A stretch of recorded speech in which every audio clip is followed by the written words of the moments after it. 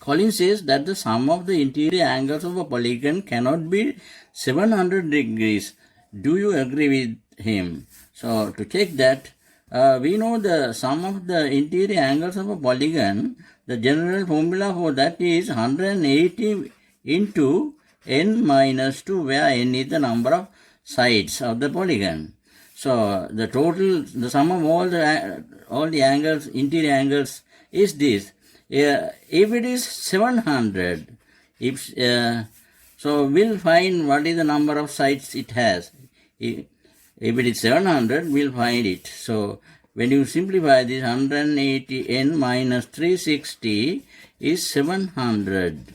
So 180n is equal to 700 plus 360, which is equal to 1060, 180n.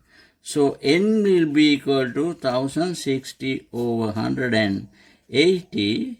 So when you simplify this, 2 times 9, 2 times 5, 3.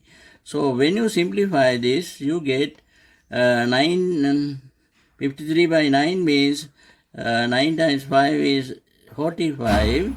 8 is remaining, the 8 over 9. So the number of sides can't be mixed number, mixed fraction, because it should be a whole number.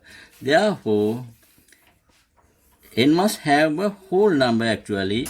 So therefore, the sum of the interior angles of a polygon cannot be 700. So we'll have to agree with him.